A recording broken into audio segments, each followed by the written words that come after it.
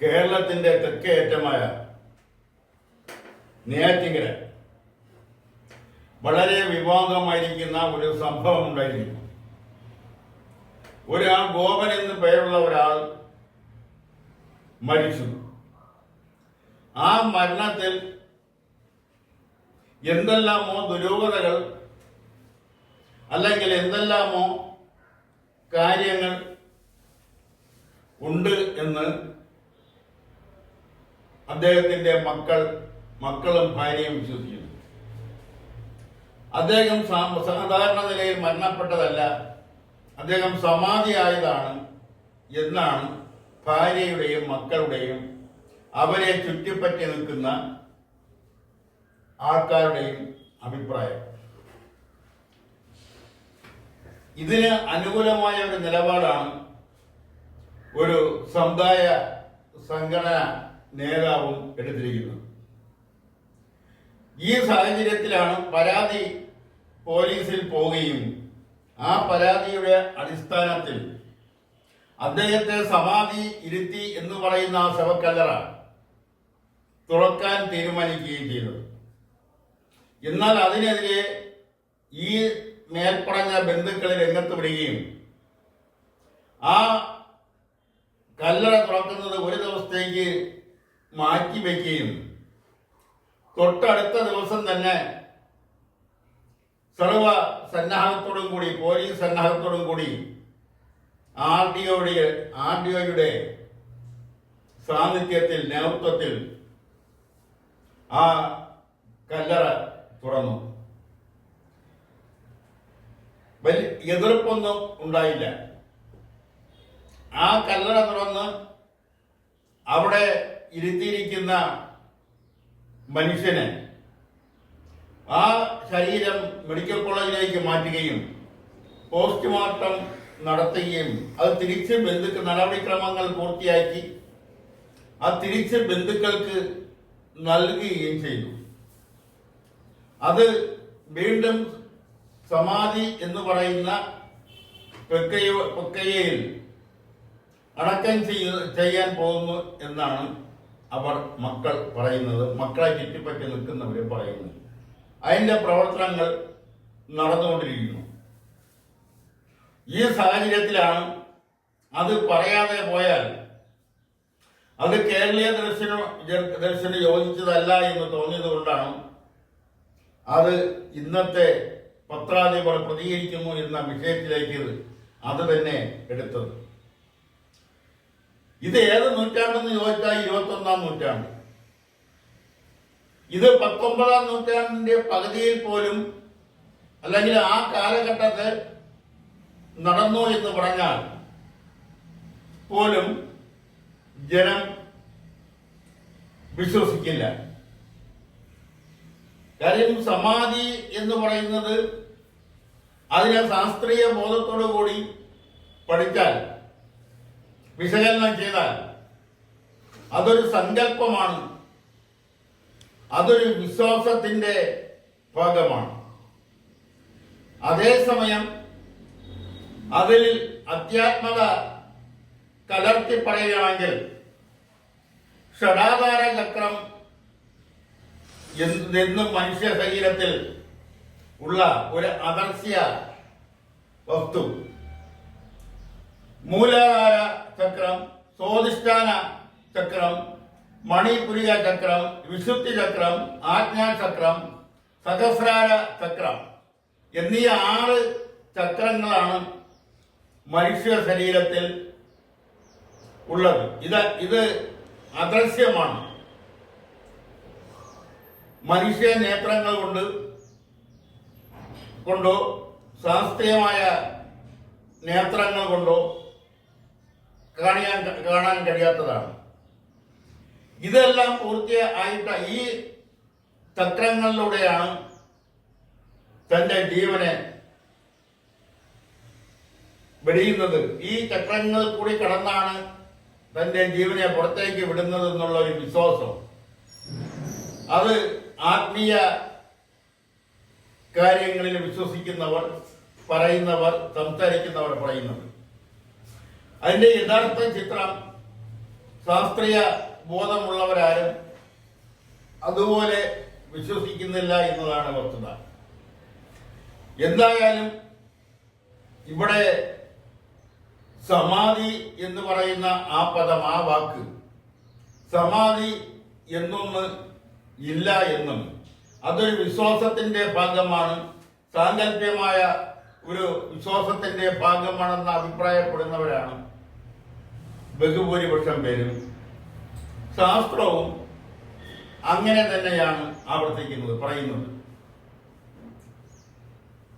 കേരളം കണ്ട അല്ലെങ്കിൽ ഇന്ത്യ കണ്ടിട്ടുള്ള ഏറ്റവും വലിയ മഹർഷിമാരാണ്, സന്യാസി വര്യന്മാരാണ് ശ്രീ ശങ്കരാചാര്യരും ശ്രീരാമകൃഷ്ണ പരമഹംസരും സ്വാമി വിവേകാനന്ദനുമെല്ലാം. ഇവരാരും സമാധി ഇരുന്നതായിട്ടെങ്ങും പറഞ്ഞിട്ടില്ല. ഇവർ കിടന്നാണ് മരിച്ചത്. കേരളത്തെ സംബന്ധിച്ചിടത്തോളം സമാധി ഇരുന്നു എന്ന് പറയുന്നത് ശ്രീ ചട്ടമ്പി സ്വാമികളും ശ്രീ നാരായണ ഗുരുവുമാണ്.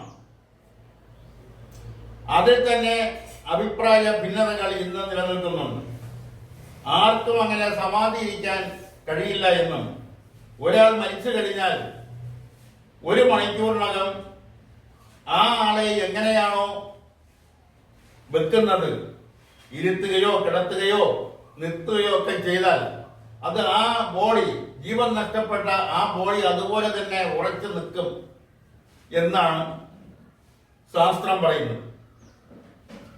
അതുകൊണ്ടാണ് ഈ സമാധിയായി എന്ന് പറയുന്ന സന്യാസിമാര് മരണശേഷം അത് എടുത്ത് സമാധി ഇരിക്കുന്നത് പോലെ ഇരുത്തുന്നതാണെന്നുള്ള അഭിപ്രായം ശക്തിപ്പെട്ടു വരുന്നത്.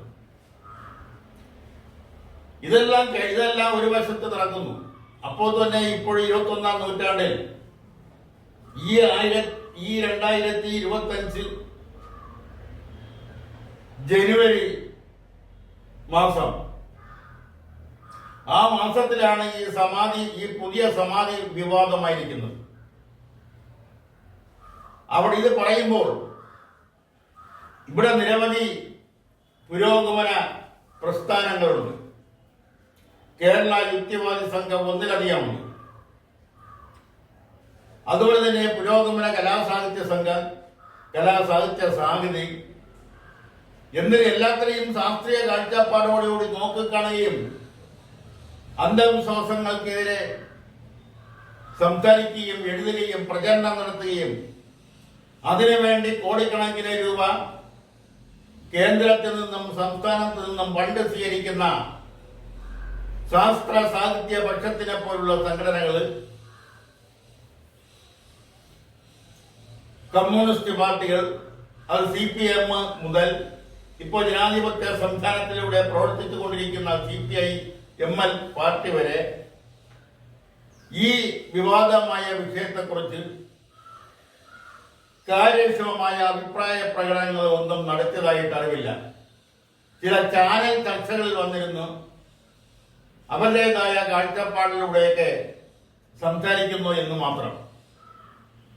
എന്തുകൊണ്ടാണ് ഇവിടുത്തെ പുരോഗമന പ്രസ്ഥാനങ്ങൾക്ക്, കമ്മ്യൂണിസ്റ്റ് പ്രസ്ഥാനങ്ങൾക്ക്, ഇടതുപക്ഷ പ്രസ്ഥാനങ്ങൾക്ക് ഈ വിവാദമായ സമാധി എന്ന് പേരിട്ടിരിക്കുന്ന ഈ സംഭവത്തിനെതിരെ, അല്ലെങ്കിൽ സംഭവത്തിന് അനുകൂലമാണെങ്കിൽ അനുകൂലമായി പ്രതികരിക്കാൻ കഴിയാത്തത്?